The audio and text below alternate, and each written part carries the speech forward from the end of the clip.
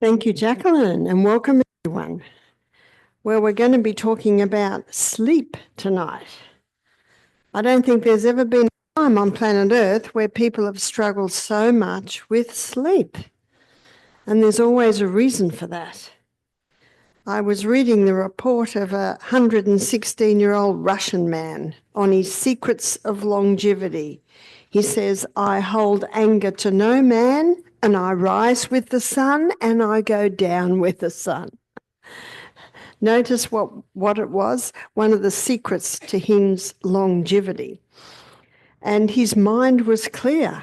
And as you will discover tonight, that lack of sleep is a big contributing factor to mental illness and Alzheimer's that we're seeing today. So let's begin by looking at a tiny little gland in the base of the brain, and it's called the pineal gland. And the pineal gland releases 4 hormones every night. Light and dark signals are fed through the optic nerve to a control center in the brain where our body clock is located.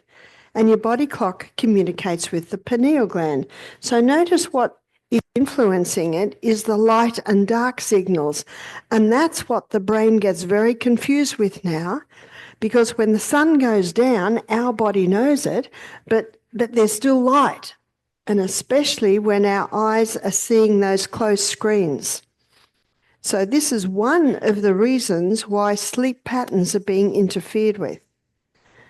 So the 4 hormones, let's have a look at them. But first of all, when are they released? They're released between the hours of 9 p.m. and 2 a.m.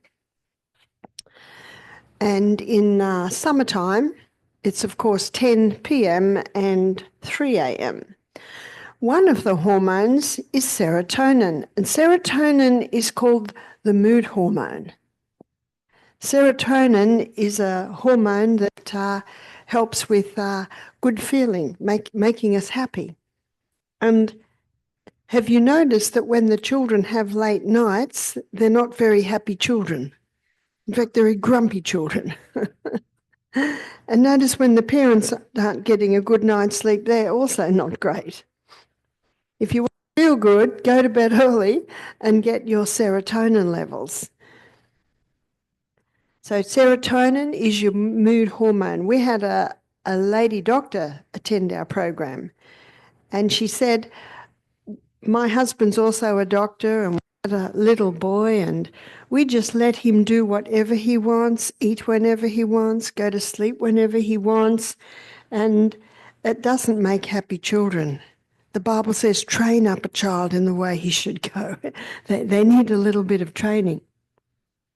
And as you'll see tomorrow night, the part of their brain where the reason, intellect and judgment is, it's not very well developed when they're little. So they need us to guide them. She said that by the age of 7, their little boy was extremely obnoxious. And it got to the point where the parents really struggled with this child. And he never used to go to bed before 11 o'clock at night.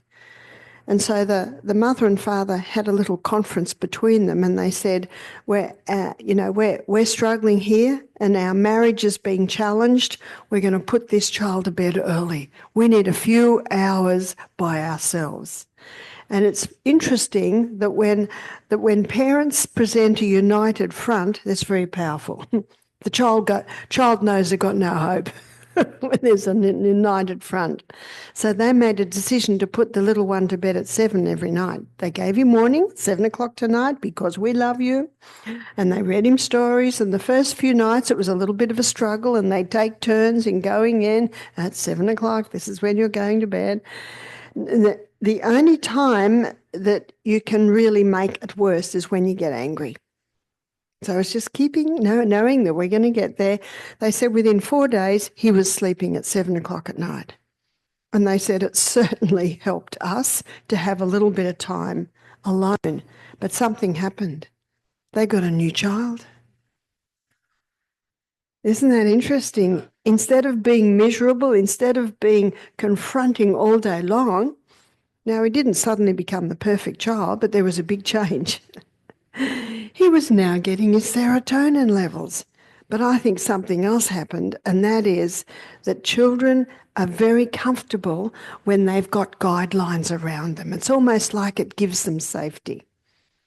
So serotonin, that's an important one. Another hormone is arginine vasotocin. Arginine vasotocin,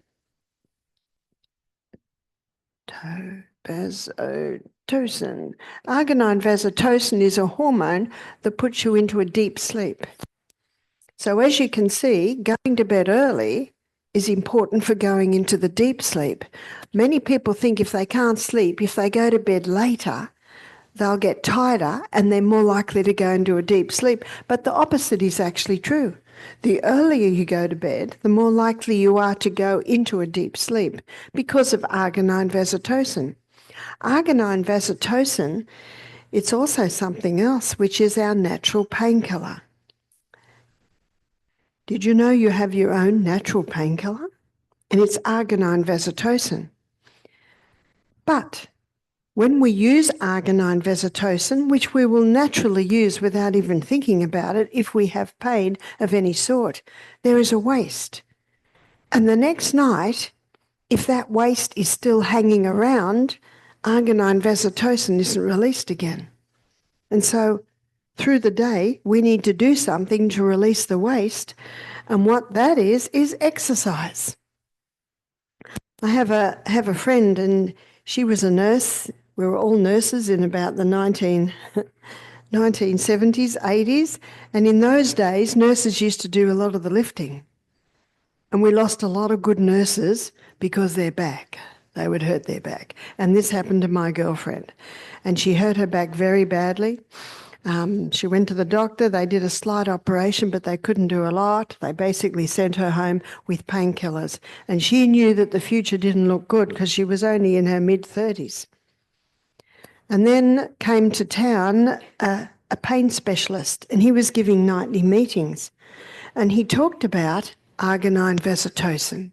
He talked about our natural painkiller. And he showed that to access this, we need to be going to bed in those hours. And to access this nightly, exercise is important. But he also showed how when you exercise, and she just started with walking. She just started walking, and she did a little bit more every day. Started with 1/2 kilometre, then 1 kilometre. After a few weeks, 2 kilometres. So a little bit more every day. Within 2 weeks, she was reducing her medication, and after 3 weeks, she was off all her medication. So a few things are happening here. She's accessing her arginine vasotocin, but she's also strengthening her muscles, her ligaments, and her tendons. So whenever there's a skeletal injury, we give the body the right conditions, then those muscles can be strengthened to compensate and even take the load off that skeletal injury. Isn't that interesting? And if we look at the sustain me principles, exercise. Exercise not only strengthens those muscles, which certainly helps to compensate for a skeletal injury, but exercise also increases blood supply around the whole area, and exercise increases blood supply to the pineal gland, and exercise, it causes you to perspire a little bit, definitely in Florida, as I discovered this morning. And that perspiration that's coming off is releasing the waste from using arginine vasotocin the night before. What my friend also had to do was she had to come off her coffee. So this is the A in the abstain. And what they have discovered is that coffee cuts the output of these hormones in half, especially for the first 6 hours. And she wanted her natural painkiller. The other hormone that's released in these hours is epithalamin. And epithalamin increases learning capacity. And you will discover on the lecture tomorrow night, when we look at the mind, that we should continually be learning. Because one of the reasons brains deteriorate is people stop learning new things. We should be learning new things every day. But to be able to learn, to retain, to understand, we need to be going to bed early to be getting our epithalamin levels, because epithalamin increases learning capacity. So I say to the teachers that come to our retreat, I said, can you tell the children that had late nights? They said, oh yes. They said they find it hard to concentrate, the comprehension is compromised, the ability to retain the information is compromised. I said, well, now you can say to them, you didn't get your epithalamin levels last night, did you? And epithalamin also slows down aging, and everyone over the age of 25 likes that one. Don't look too closely at the rock stars when they're in their 60s and 70s. Maybe from a distance on stage they look okay, but don't look too close. Because when do rock stars usually go to sleep? 2 a.m., 3 a.m. And the other hormone that's released is melatonin. Melatonin is called the fix and rejuvenate nighttime hormone. It is melatonin that is responsible for the increase in healing in those hours. So you can see when people are going to bed at midnight, 1 o'clock in the morning, they're only getting a half dose of those important hormones that are released every night. To access them, we need to be sleeping in those hours.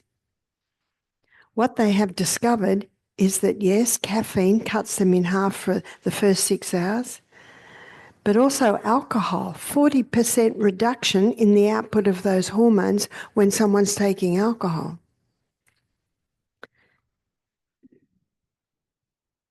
Alcohol not only is a neurotoxin, wiping out brain cells, but it also greatly reduces the output of those hormones at night. So a glass of red wine might put you to sleep, but you're going to wake with half-charged batteries because of the drastic reduction in the output of those hormones at night. Let's have a look at the Sustain Me principles and how they affect sleep. Sunshine in the day causes a stimulation of the pineal gland secretions at night. Remember, the light and dark signals are fed through the optic nerve. And the way I reset my body clock when I'm traveling, as soon as I get to the destination that I'm coming to, especially coming from Australia over to the US, which is where usually you suffer the worst jet lag, is in the day I make sure I have sunshine in the eyes. I don't look at the sun. Our eyes will tell us not to look at the sun, but just being outside, those sun's rays go through and they reset that body clock. That's basically your circadian rhythm. And Dr. Neil Nedley, in his book, Depression: A Way Out, he reports that he found that about 80% of his depressed patients, their circadian rhythm was out. And to reset the circadian rhythm, he shows that the first hour of light in a day is the best circadian rhythm setter. And what they also have found is that a lot of depressed patients go to bed late and they miss out on that first hour of light in the day. So when you go to bed early and catch these, not only are you boosting your serotonin, but you're able to get up early and get that first hour of light in the day, which resets your body clock, your circadian rhythm. So sunshine in the day and sleeping in the dark, that gives really clear signals. The other abstain is technology. So when I discovered that the effect of blue light coming from the devices and how it disrupts that circadian rhythm. See, I used to answer all my emails of an evening, but no more. In fact, when the sun goes down, so does my iPad lid. So even though the lights are on and we're looking at lights, our body knows when the sun goes down. So if you are on computer work, if it is your job, my suggestion is investigate certain devices that can protect you somewhat from the electromagnetic field, and make sure you're doing that in the light hours. The sunlight gives off blue light, and there is a receptor site on the retina called melanopsin. And it shows that when we're getting adequate blue light, which comes from the sunlight, then our tactical reasoning increases, the ability to solve mathematical problems increases, all because our eyes are getting sunlight in the day. Devices have blue light, but it's not the same as sunlight. It has a different frequency to blue light. But it is similar enough so that if we can't sleep in the night and we have a look at our phone, the blue light says to our eyes and brain, "Wake up, daytime." And you will find it very difficult to get back to sleep. And the figures are 80% of Americans sleep with their phones, and the pillow's no protection. And if you need the phone because you're on call, put it in the hallway. You will hear it. But get it away from your mind, your brain, your body while you sleep. It was probably in about the 1950s they started to do serious research on sleep, because people were starting to show signs of insomnia. So they put electrodes on rats, because rats' bodies run very similar to humans, and they discovered that in the night that the rats' eyes were moving rapidly, even though their eyes were closed and they were asleep. And they found that when the eyes moved rapidly, the brain moved rapidly. But what they found was there were other times when the eyes were still and then the brain was fairly dormant. And then they started to do experiments on people, and they found the same thing. In fact, one of the researchers even did it on his little 2-year-old girl. And what they found is there are 90-minute cycles, 90 minutes of rapid eye movement, so rapid brain movement, and then other cycles, 90 minutes of fairly still. So what they did was they called the non-rapid eye movement time, yes, non-rapid eye movement, that's what they called it. But there are certain functions that are happening in that time. In the brain, in non-rapid eye movement time, there's a courier service. So what do I mean by a courier service? Let me draw the brain to show you. So here's the brain, and at the back of the brain, there's the hippocampus, and the hippocampus is the short-term memory unit. So everything that's happening to us through the day gets stored in the short-term memory unit. So short-term memory unit. But while we sleep, there's a courier system that empties the short-term memory unit. So when you wake up, it's nice and empty, ready for the next day's memories. And while we sleep in non-rapid eye movement time, the courier service takes the memories up to the long-term memory unit. And this long-term memory unit is in the cortex. The cortex basically is the top of the brain. But in this section here is the long-term memory unit.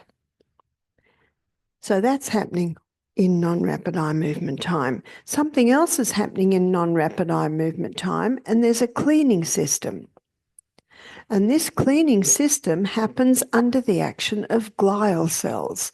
Glial cells are more numerous in the brain than brain cells. We have 1 trillion nerve cells in our brain, and there are much more glial cells. And those glial cells, they make up the glymphatic system.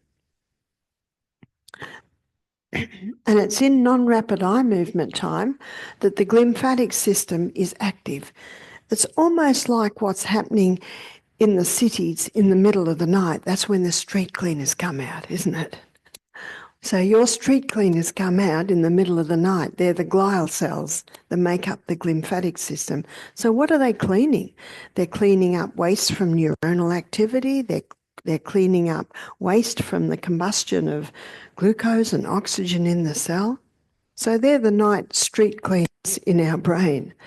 In rapid eye movement time, there are some more rapid activities, and one is a filing system. So what do I mean by a filing system? Remember, in non-rapid eye movement time, we've got a courier service taking the memories up to long-term storage unit. And they found in the long-term storage unit, there's a filing system. So the memories aren't just thrown in any old how. They're filed in a certain order. So I remember how long ago, it was probably about 45 years ago when I was a psychiatric nurse. I remember learning, and they teach you, that nerves that lie together fire together. And this also is an illustration of the storage unit. All the negative memories are all filed in the same section, and all the positive things, the wonderful things, they happen in a certain area. So what do I mean by nerves that lie together, fire together? So when something negative or sad or bad happens in your life and you're feeling down, have you noticed all the bad things that ever happen in your life seem to come up? And have you noticed when everything's going wonderful, a whole lot of wonderful memories come up? That's because nerves that lie together, they fire together. When one starts firing, other ones fire as well. Do you know, it's handy to know this so that when you're having a bad day and you seem to start gathering all the negatives, you can actually consciously say, nah, not going to go there. Not going to go there. I'm not going to let my negative firing start to go boop, boop, boop, boop. Nah, we're going to stop. And that's why the Bible says in 1 Thessalonians 5:18, in everything give thanks. If you're having a bad day, be very thankful. Start listing all the things you can be thankful for, and you can actually change the firing line to the good things. So a filing system happens in rapid eye movement time. What also happens in rapid eye movement time is a consolidation of what you learnt in the day. And this is another important point in learning new things. When you go to bed and have your full 8 hours, and I read a book called Why We Sleep by Dr. Matthew Walker, and in my chapter on sleep, I quote his book, and all the research that he did on sleep and all the other research that he quoted, he was not happy with the conclusion. And the conclusion is we need 8 hours. Notice that he wasn't happy with it because he was really hoping it would be 6. But it's 8. It must be 8. 8 hours is necessary for all these processes to happen in the night. And he did quite a bit of research on this because being a professor of neurology and teaching, he had students he could experiment on. So what he did with, he got 20 students, 10 had 6 hours sleep a night and 10 had 8 hours sleep a night. And after 3 months, and they were all in the same class, all learnt the same thing, the ones that were having 8 hours sleep a night, they were retaining at least 30%, sometimes more, of the information compared to the ones that only had 6 hours sleep a night.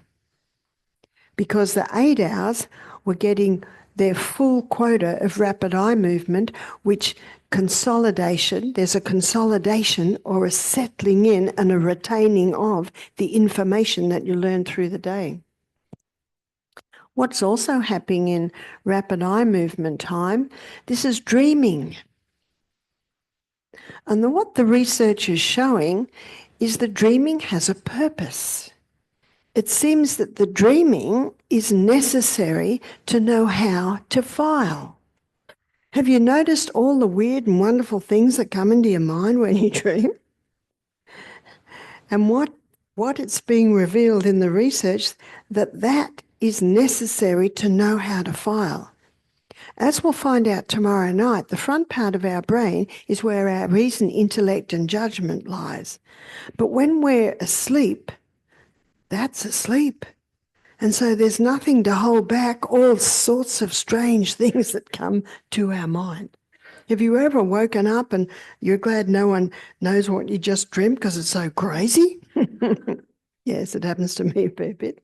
Everyone dreams. The only time you remember it is you wake up in the middle of it. Also, this is invention time in rapid eye movement time, creating or thinking up new ideas. So let's have a look at how these two work together in the night. So Matthew Walker, he showed it's got to be 8 hours. In fact, he showed that 10 nights of 6 hours sleep a night, 50% less cognitive performance, 50% less physical performance. Whew. And how many people think 6 hours is pretty good? Because you feel okay after 6 hours. 4 hours, you don't feel okay at all. 6 hours is actually a deception. And we'll look at that a little bit more as we go through this. So my favourite really is 9 to 5. So let's have a look at how these two work together in the 8 hours of, say, 9 to 5. So non-rapid eye movement, looking at the first hour and a half in the night. So we're looking at 9 to 10:30. 9 to 10:30, non-rapid eye movement takes up 80% of the time. And rapid eye movement takes up 20% of the activity. So the next hour and a half is 10:30 to midnight. So 10:30 to midnight, 60% is made up of non-rapid eye movement activity and 40% is made up of rapid eye movement activity. So next hour and a half is midnight to 1:30 a.m. And midnight to 1:30 a.m. we've got about 50-50. 50 non-rapid eye movement activity and 50% rapid eye movement activity. Moving on, we now come to 1:30 in the morning to 3 a.m. And from 1:30 to 3 a.m, now we've got 40% non-rapid eye movement activity and 60% rapid eye movement. Last 2 hours, that's 3 to 5. Now we're looking at 20% non-rapid eye movement and 80% rapid eye movement. Interesting, because it explains so much.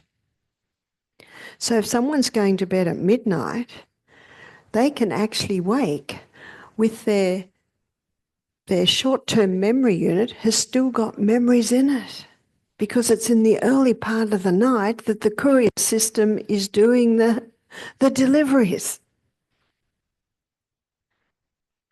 What also they have found in patients with Alzheimer's, in victims who've died of Alzheimer's, the brain, and we'll look at this tomorrow night, the front part of the brain is where our reasoning powers reside. It's where intellect is. And it's also where judgment takes place. So it's a pretty important part of the brain. But it's asleep when we're asleep, and that's why the crazy dreams happen. And this is where our will is. And what they have found in victims of Alzheimer's, calcified deposits are built up in that front part of the brain. They're called amyloid plaques. And when the amyloid plaques, those calcified deposits build up in the brain, what's reason, intellect and judgment like when someone's got Alzheimer's? It's not there. But if the person goes to bed early every night and accesses the glymphatic system, the cleaning system, which is most active before midnight. That can clean up any little amyloid plaques that are starting to show themselves. Margaret Thatcher, famous Prime Minister of the UK, she boasted that she only needed 5 hours sleep a night. Brilliant mind. Her brilliancy was seen in her school days, in her university days. Brilliant mind. But how did she spend the last 20 years of her life? With severe Alzheimer's dementia. I was reading the report of her nurse. She said she'd wake up every day asking for her husband, and every day her nurse would say, "No, he's passed. He died." And she would go into terrible mourning. And this would happen every day, every day. So the nurse started to say, "Oh, he's not here at the moment," because it caused her such stress, because her reason, intellect and judgment was greatly compromised. So that one information alone is enough to get us to bed early, isn't it? Because I don't know anyone who wants to spend their last 20 years like that. Another famous person is Ronald Reagan. He boasted that he only needed 5 hours sleep a night. And how did he spend the last 20 years of his life?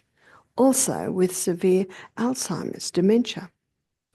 In Australia, 1,700 cases of Alzheimer's is being diagnosed every week. That's scary. I haven't read of any cases of Alzheimer's in the Bible, have you? And how old was Noah when he died? Something like 800? Gee.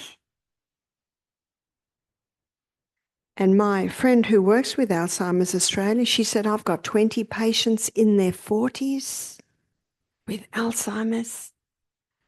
And late nights is a big factor. It's not the only cause of Alzheimer's, but it certainly is a factor."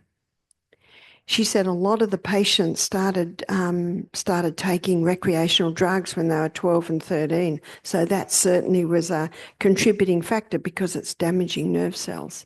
And the nerve cells we have now, we have for life. And when a brain cell is killed to the point, no more, it does not regrow. That's why we need to guard our brains very, very well.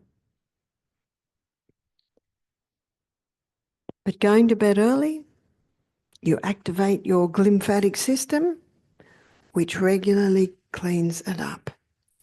My husband's got a good friend, and he is mid-70s, and he's showing severe signs of Alzheimer's. And he never went to bed before midnight. Yeah. Maybe the reason we don't see Alzheimer's in the Bible is because there were no electric lights, so when the sun went down, everyone went to bed. It's not the only factor, but it certainly is a contributing factor. And that's what you'll see, and I'm sure you will have seen in many of things that we've been discussing this week, that you can't be absolute. It's not just that, and it's not just that. It can be a whole lot of different things. We had a lady attend our program who had Alzheimer's, and if someone comes to our program with Alzheimer's, they must have a carer because we can't give 24-hour care. We're not a hospital. So her daughter came. Now, this lady was early 70s, and her daughter came who was mid-40s. And I remember going into the room and seeing the mother, and she was just staring. And when I came into the room, she just stared straight through me. And as we sat with the daughter asking questions about the mother, I discovered that she had not opened her bowels for 6 days. I also discovered that she doesn't drink water. It was 3 o'clock in the morning and she'd had no water in the day. And the daughter said, I asked her if she's drunk water, and she said, "Yeah, I've drunk heaps. You see, their reason, intellect and judgment's gone, and their memory's greatly impaired." And so we gave herbs and did all the things that we know to get the bowels moving. And little by little, we started to hydrate her. You see, our brain, it's 85% water, and our brain is a hydroelectric system. No hydro, no electricity. Many people in aged care facilities are suffering from Alzheimer's and dementia because they're dehydrated. So we had a pathologist attend our program. He said, we did studies on caffeine, on coffee, and we found that 1 cup of coffee required 5 glasses of water to make up for the dehydrating agents in the cup of coffee. Do you know what that means? That means most Americans are dehydrated, is that right? What's Alzheimer's like in Australia? Is it like in America? In America, is it like in Australia? 1,700 cases being diagnosed every week? Possibly very similar to that. The good news is, within 24 hours, this lady started to look at you. She started to talk. Within 48 hours, there was no sign of dementia. We got her bowels moving. She became hydrated. And it was a lot easier for this lady to know that she didn't have to drink a whole glass of water at once. And a lot of elderly people, that puts them off drinking because they find it hard to drink a whole glass of water at once. And they think that if they drink a whole glass of water at once, they're going to have an accident. But if you show them, just have a mouthful. A few minutes later, have another mouthful. 5 minutes later, have another mouthful. In fact, do a test on yourself and just see how much water you can drink in a day if you have a mouthful every 5 minutes. You will easily make up your 8 glasses a day. It was a lovely story because this lady just came alive and her daughter was so excited she booked in for the second week. And while she was there that second week, she made arrangements to get her mother out of the aged care facility and back home. And the lovely news is that her mother lived with her another 8 years till, unfortunately, she had a stroke and passed away. But the daughter was so happy. That daughter will never regret those times that she had with her mother. Medication is also a big dehydrator. And the side effect, especially of your statin drugs, we're going to look at that tomorrow when we look at heart health. Side effect of statin drugs is Alzheimer's and dementia, muscle wasting, memory loss.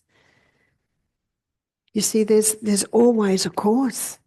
And again, in every case, it can be slightly different ones coming together. But sleep is a big one, as is hydration. So use of water. Now for this cleaning system that happens in the earliest part of the night, mostly, of course, what do we clean with? Water. And what they discovered that the brain cells seem to shrink at this time of the night, allowing more fluid to flow around the cells so the cleaning system can be more effective. But if the person's dehydrated, then that water is not available. And of course, the water is salt water. So again, we need that whole salt, need the whole salt to replace the salt that is lost. We lose it when we perspire, we lose it when we urinate through our colon. So the whole salt is vital for proper brain function. Sleep is essential, as I have shown you, for all of these processes to happen. To be able to access these processes, it's vital that we go to bed, ideally 9. So when you look at the 8 hours a night, it can be 8 to 4 a.m., though I don't know anyone that really likes that one, but it's a great study time. Best study time is those early hours in the morning. And when I was at school, in my last year of school, that's what I used to do. I used to wake up early and do my study time then, where the mind is sharp. But how much do you retain when you're falling asleep over your study books at midnight? You don't even know half the time what you've studied. So it can be 8 to 4, Could be 8:30 to 4:30, 9 to 5, or in the summertime, 9:30 to 5:30, or at a stretch, it could be 10 to 6. Now, it's not the odd day you miss those 8 hours. And it's not the odd day you make the 8 hours. It's what happens every night, every night. What Dr. Matthew Walker also showed, that more accidents, road accidents, happen from lack of sleep than even alcohol. And we know certainly alcohol does cause many road accidents, but there are more road accidents to lack of sleep. People falling asleep, I should say, at the wheel. Why are they falling asleep at the wheel? They're falling asleep at the wheel because they have not had enough sleep. But what if you can't sleep? One lady told me this. She used to go to bed at midnight, and when she heard this lecture, especially the piece about Alzheimer's, she came to the conclusion, I've got to get to bed early. But she knew going to bed at midnight, she wasn't going to immediately just be able to go to bed at 9 o'clock. She had to train her body back into it. So what she did was she started to go to bed at 11:30. And after 2 weeks, she went to bed at 11. And after 2 weeks, she went to bed at 10:30. And after 2 weeks, she went to bed at 10. And after another 2 weeks, she's going to bed at 9:30. And that's what you'll find tomorrow night when we look at the brain. You can rewire your brain. You can train your brain. It's as simple as this. If you say you can, you will. And if you say you can't, you won't. I mentioned the story earlier about the lady that said, I can't sleep, I can't sleep, I can't sleep. I said, don't say that anymore, because all the cells in your body are saying, looks like we can't sleep. Our cells in our body are very obedient to our mind. It is better to say, I'm going to try. So you could train yourself little by little, like this lady did. If you're going to go to bed at 9, you've got to start planning it at about 7. At 5 tonight, you can't suddenly say, I'm going to go to bed at 9. So what is conducive to being able to go to sleep is to have soft lights on, soft music, turn the screens off, absolutely.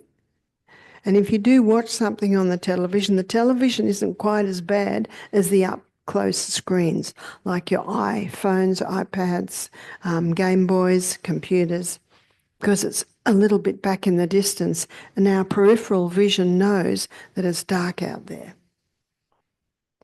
But if you do watch something on the television, no Mad Max movies. It's just the quick. The disruption it causes in the brain, but also when you turn it off, your brain can't just stop. So there's got to be a little bit of a winding down. You see it in the children. If you want the children to bed at 7 o'clock, you've got to think about it at 5. You've got to slowly wind them down. Hot baths, soft lights. If it's still light out time, curtains, blinds, story about everyone falling asleep, soft music. Give them their main meal at breakfast and at lunch, something very light at night.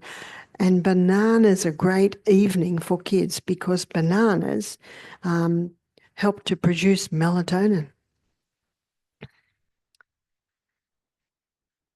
So what else can you do to help train yourself into sleep? Well, there's a few things that will keep us awake, and I think we can all identify with them. I've talked about looking at the phone, put the phone down, keep it out of the bedroom. Also, getting annoyed with the fact that you can't sleep. You'll never sleep if you get annoyed with the fact that you can't sleep. Adriana Huffington, in her book, The Science of Sleep, she suggests you lie there and list all the things you're thankful for. I'm so thankful I'm in a comfortable bed. I'm so thankful I'm not in a Siberian work camp with newspaper for covering. I'm so glad I've got my lovely feather or cotton sheets, cotton blankets. I'm so thankful. I was very nice that I had a massage today, and I had it in a resort somewhere in town. The sheets were polyester, the blankets were polyester, everything's polyester. Someone is making a fortune out of polyester, but they're not getting even 1 cent of my money. And if everyone knew the dangers of polyester, they would not buy them. People don't think about it. They think, oh, it's nice and soft. I don't think it's nice and soft. I think it's creepy to touch it. So that brings me to another point, is what is the bedroom where you're sleeping? Are you getting fresh air? Are you sleeping in natural fibre? Should be cotton sheets. Or I got some very nice linen sheets recently. They're really nice. And my daughter bought me a linen nightie. I look like I'm from Little House in the Prairie in it. There's this big white thing. It was very nice to sleep in. And the blankets should be cotton or feather or wool. Maybe you never need wool or feather in Florida, but natural fibre. Also, it's important to have a comfortable mattress, to have a comfortable pillow. Make sure there's fresh air coming in, that there's no chemicals, no mold in the bedroom. All of that can interfere with sleep. One thing that stops me sleeping is the chat room. Have you heard of the chat room? I'm going to tell you about my chat room. So I'll wake in the night, and if there's something happening in my life at the moment, and I know it happened the night before I flew out of Australia. I'm usually in Australia for December, January with school holidays and all the kids and the grandkids can come. So the night before, if I woke in the night, I'm lying there. Have I packed this? Now I've got to do that and I've done that. Yes, and I've chat. Now I've got to make sure I've got someone to water my plants. Now I've got to get those things out of the fridge. Chat. You'll never sleep if you're in the chat room. So you've got to get out of that chat room. So how do you get out of the chat room? One way is to lie there and be thankful, list all the things you're thankful for. Another way to get out, and this is how I get out, because I love memorising, and I've memorised big portions of Scripture. The biggest portion was James chapter 1, 27 verses. It took me a long time to memorise it, but it's solid in my brain now. So I'll go through that. And you've got to think about the next word and you've got to think about the next verse so you're out of the chat room. Sometimes I wake up in the morning and I think, where did I get to? I think I got to verse 13. So that's how I get out of the chat room. You can hum songs in your mind. If you know poems, you could say the poems. The old-fashioned way is to count sheep jumping over fences. You could count from 100 backwards, or another way is breath, is breathing in through the nose for 5, hold for 3, breathe out for 5. And do that 10 times. And sometimes I find I'm asleep before I get to 10. If you're still awake at 10, do another 10. But you can train yourself back into sleep. If you really can't sleep, you could put a night light on and read a book, but it must be boring. The life habits of the Australian platypus. Something boring, something not exciting. And I know if I can't sleep and I do read a book, when the book falls on my chest, I quickly put it aside, turn the light off. But I know if my chat room's really active, sometimes the chat room starts up again.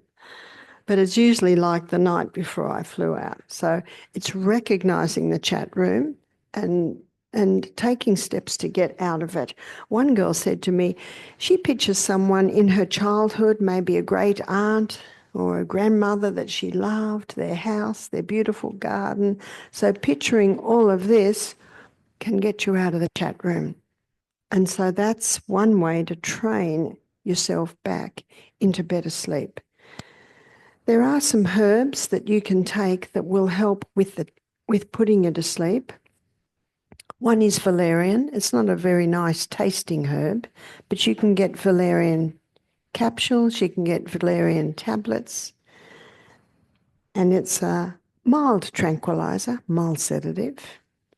Dr. Matthew Walker, he showed that sleeping tablets really don't help. They don't give you quality sleep, and people can get addicted to them. Sometimes people find just a drink of chamomile tea. Chamomile is a mild tranquilizer, mild sedative. The valerian is stronger. Passion flower is another herb that is a mild tranquilizer. And you can often get these in tablet or capsule forms. Take them maybe 15 minutes before you're going to bed. Some people find magnesium. Taking magnesium at night relaxes them and puts them to sleep. You can buy melatonin. Some people have found that has helped.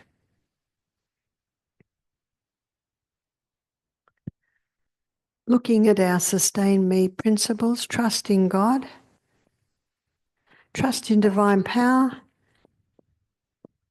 When you trust in divine power,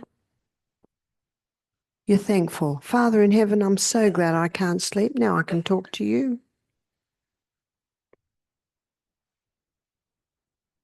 Inhale through the nose, use breath to help you sleep. Nutrition, make sure you're having most of your food at breakfast and lunch. When we go to sleep, our stomach needs to sleep too. So if you do eat at night, make it light. Maybe soup, maybe fruit, maybe some crackers and avocado, maybe a smoothie. But try it, see what works. And that's the moderation. Definitely moderation in the evening meal.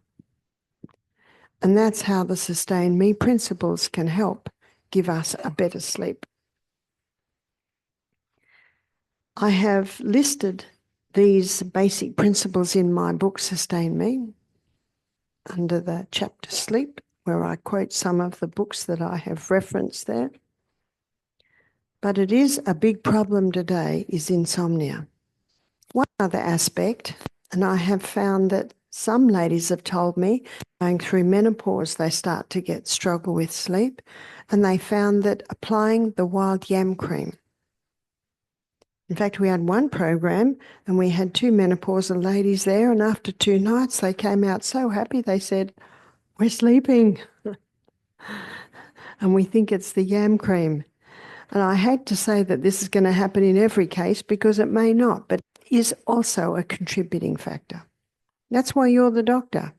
You try different things and see what works for you. But as you can see by what I've shown you this evening, we need sleep. And we need, ideally, at least 8 hours. One lady said to me, "I'm really depressed after this lecture." She said, "I'm sleeping 5 hours," and I thought that was pretty good. I said, "Well, it is pretty good considering what you were. So be very thankful for those 5 hours. And the fact that you are now sleeping 5 hours means that I'm sure soon you'll sleep 6. So you're getting there." And that's why the Bible says in 1 Thessalonians 5:18, "In everything give thanks." And I know when I had baby and little toddlers and they had goals, sometimes I'd get 4 hours sleep in the night. And if I got 4 hours, I was very happy. I was very thankful that I got 4 hours. It's better than nothing. And it's not every night. They don't always have goals. They're not always teething. But I found that if you can be thankful for what you've got, it certainly has effect, and you're getting there. Remember my daughter Emma? When she was 5, she said, "I'm going to grow up in a minute, Mum." Well, I'm going to sleep in a minute. Soon I'm going to sleep. Soon I will. And then the body says, "Oh, looks like we're going to sleep soon." So we can have a look at questions now. Thank you. Is nicotine good for you? No. Nicotine is not good for you at all. It's an addictive drug. And that's why people get addicted to smoking. Nicotine. Did everyone hear that?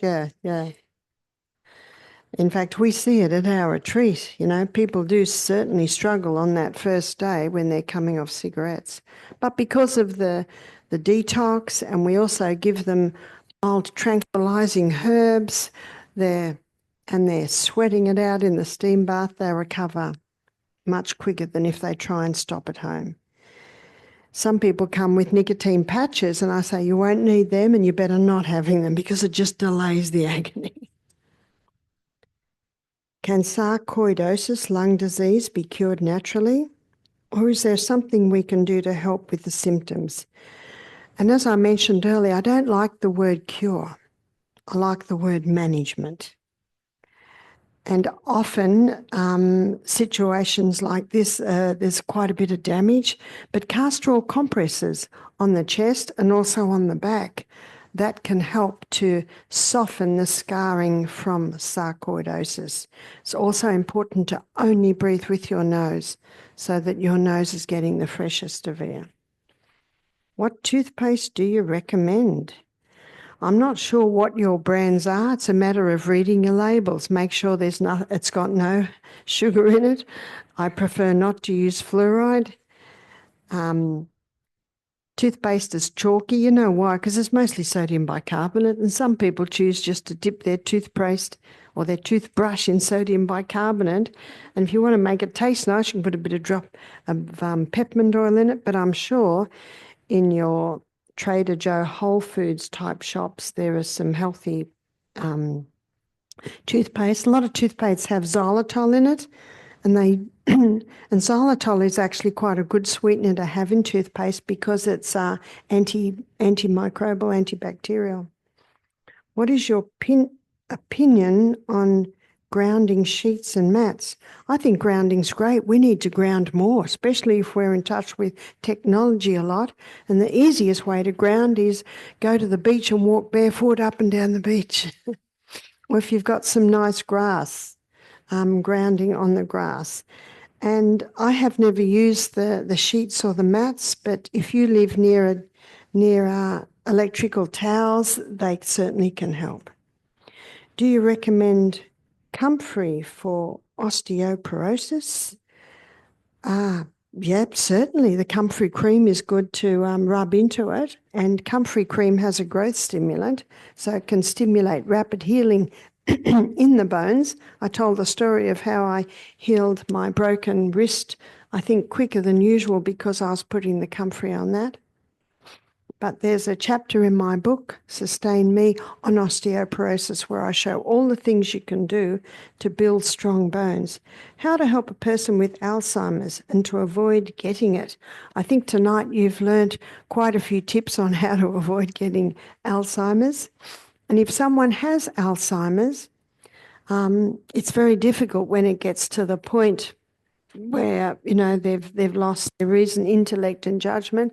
Very difficult because often they don't know what they're doing. You ask them if they've drunk water and they think they have and they haven't, and they need a lot of care.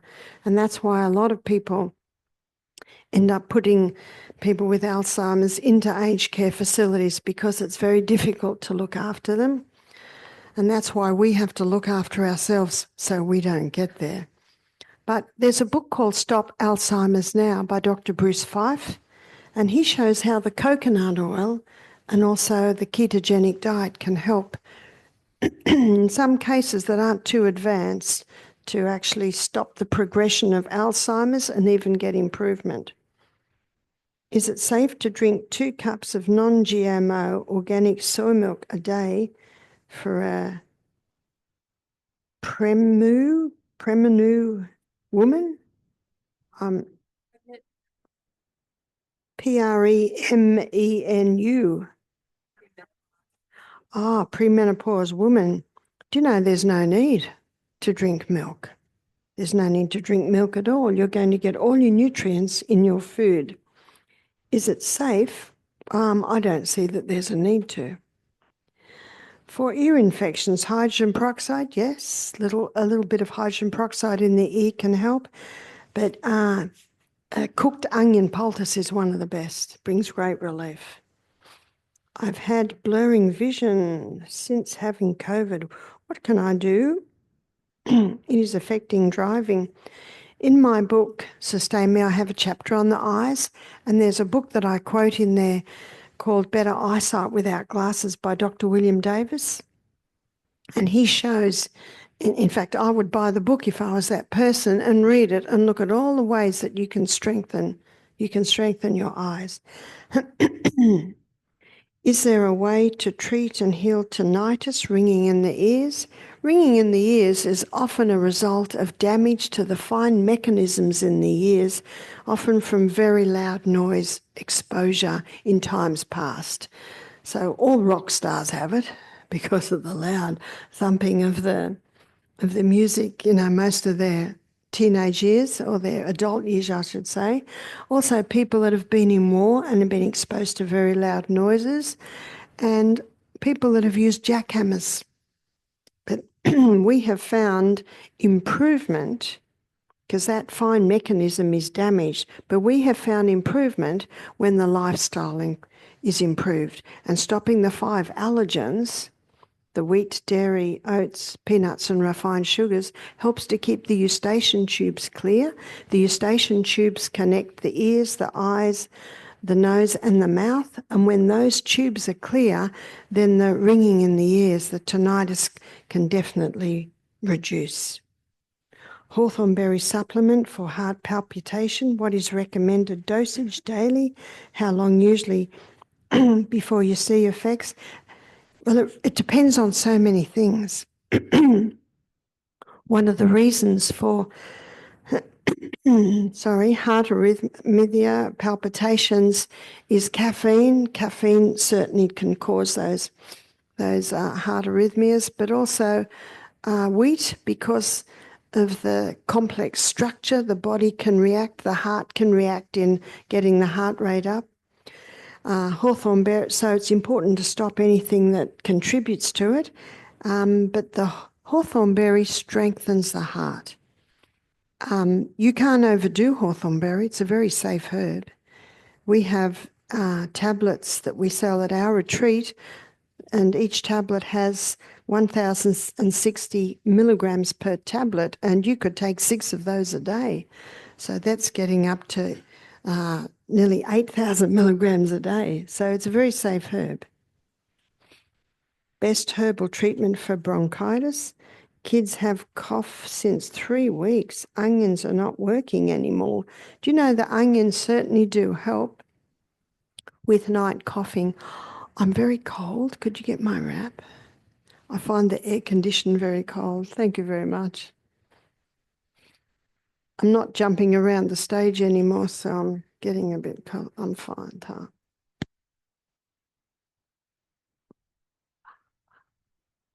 It's not polyester. It's the finest wool. Instantly a bit warmer. One of the reasons children's bronchitis can hang on is those 5 allergens. So some people say, but my child's never been allergic to that. And that may be so, but while they've got bronchitis, you need to stop it. And once the bronchitis is over, maybe they can have a little bit of it. But continue with the onion on the bottom of the feet. And often when a child or anyone has a cold, they can be coughing for a few weeks. So they will recover. We make our own sourdough bread. What flour should we use in place of bread flour? I would use the Enkenhorn or the spelt, the ancient grains. What kind of castor oil do you use? I guess there are many brands. My favourite is the Jamaican castor oil, which is dark brown, but you can't always get that. But we have found any castor oil will work. I found the one on eBay sticky. It's very sticky oil. There's no doubt about that. What country did you live in during the COVID mandates? You know, it's interesting. I travelled all over the world. In 2021, in 2022, many countries I had to have a COVID test before I could get in, but I was allowed in. But in the lockdown in 2020, I'm very glad I was home. And we were way out in the country. So it was only when you go to town you're suddenly confronted with the craziness that is there. Recommendations for tendinitis. Itis always means inflammation. So wearing a castor oil compress every night can help with that. But also if you've got tendinitis, don't push that area. If it starts to hurt, you must stop. If you push through, that irritates it even more and gets more inflammation. Thoughts on avocado oil for cooking? Avocado oil has some saturated fat in it, so it's certainly better than the unsaturated fats. But one of the best oils for cooking is your saturated fats because heat does not destroy it. So that's coconut or palm oil. May I please have the 3 herbs you mentioned for the eye drops: golden seal, cayenne pepper, and eyebright. Eyebright is a herb that's used for all eye things. What is the main reason for low iron? There are 2 main reasons for low iron. One is low hydrochloric acid, because iron is bound up in food and it needs acid to free it. So having low hydrochloric acid can be a cause of anemia. And another cause of anemia can be very heavy blood loss for a woman at period time. Now that's an indication that she has a hormonal imbalance and she needs to go on the wild yam cream.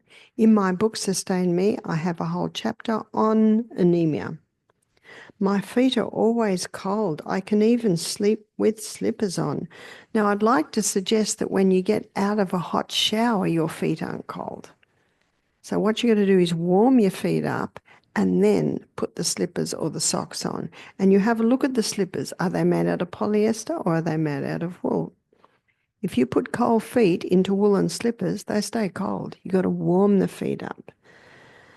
You can't put cold feet into a bucket of hot water, but you can put cold feet into a bucket of lukewarm water. And then as the feet warm up to lukewarm, then you can start to little by little heat it up. Exercise increases the circulation to the extremities. So exercise helps to recover from cold feet, and cayenne pepper compresses on the soles of the feet at night. When you wake up in the morning, you will have warm feet. Do you recommend having mushrooms in your diet? I quite like mushrooms. I don't have them very much, but if someone has a yeast presence in their body, they're probably best to keep away from mushrooms until they conquer that. I'm extremely light sleeper. What does this indicate? I don't know. Maybe you need to sleep with earplugs in. But no matter what's happening in us, we can train ourselves. So if you're a light sleeper and you wake, be thankful. Be very thankful. No robber will be able to rob you in the middle of the night. You'll wake up. What about night shift workers? Someone has to do night shift. But by implementing the Sustain Me principles, you can reduce the negative effects of lack of sleep, and try not to do a lot of night shifts. Someone has to do them, so do as little as possible. What are your thoughts of something doses of melatonin to fight breast cancers? Melatonin, I haven't heard of high doses. I haven't heard of high doses of melatonin to fight breast cancer. I'm not sure how that would work. But I do know with breast cancer, the hormones need to be balanced. And I do know with breast cancer, the castor oil compresses can be very effective. Do sunglasses hinder vitamin D absorption? They do. If I was a taxi driver driving in the streets of Jupiter all through a sunny day, I think sunglasses would be important. But sunglasses should only be used on very extreme occasions. Maybe if you're going snow skiing and the snow's white and the sun's bright. But our eyes need sun and our eyes get used to sun. And one way to get used to sun, if you've been in a dark room and you go out into full sun, is to close your eyes and put your face up towards the sun and let the sun's rays go through your eyelids and into your eye. You only have to do it for maybe 10, 15 seconds and then put your head down and open your eyes, and often your eye is used to the sun then.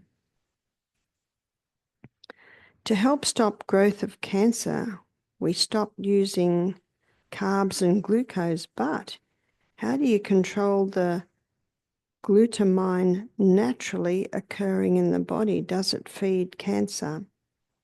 I'm not sure what is meant by that. Glutamine. I know glutathione, which is naturally made in the colon when you've got good gut flora. I do not know about it feeding cancer. What is the best natural way to protect children in Florida from sunburn after 30 minutes boost of vitamin D? The best way is a tan. Do you know that was always in the old days? People were outside a lot, so in the winter months, getting little bits of sun, their tan built up. And that's the best sun protection, is a tan. And if they're going to be outside a lot, put a hat on, put long sleeve, thin cotton shirts on. But the best protection is a tan.